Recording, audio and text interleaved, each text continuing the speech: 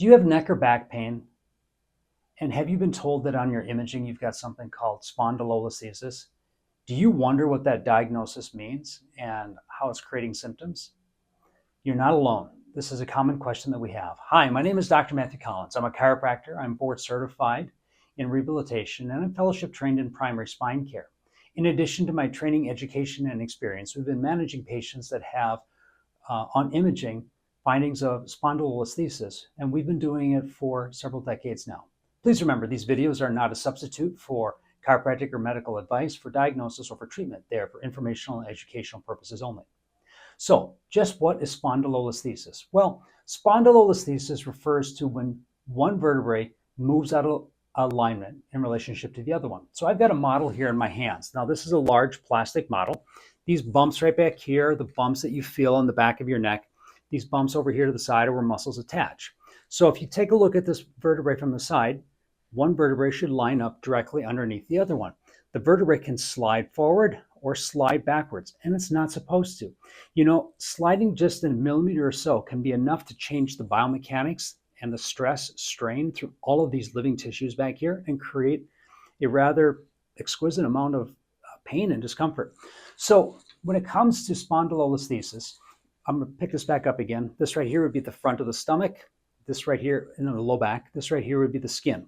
If the vertebrae slides forward, that type of spondylolisthesis is called antro or enterolisthesis. If it goes backwards, it's called retrolisthesis. So it can slide forward, it can slide backwards. So the most common reasons why somebody would get spondylolisthesis would be, number one, trauma.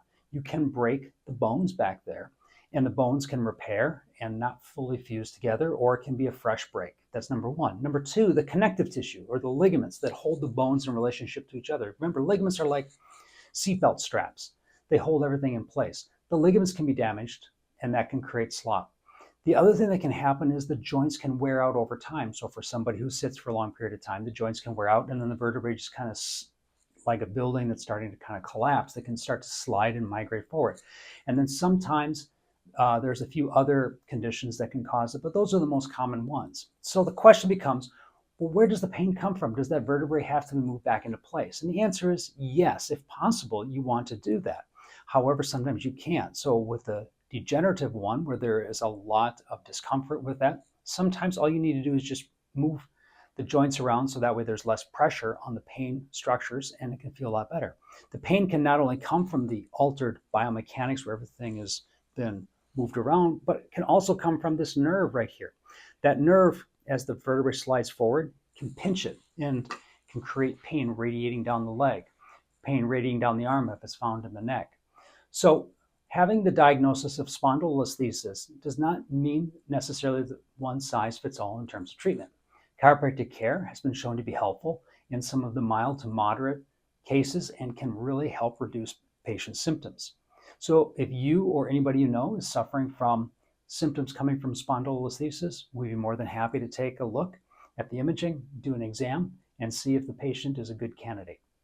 You have a lot of videos to watch. I'm honored that you chose this one. And until we meet again, be blessed and have a wonderful day.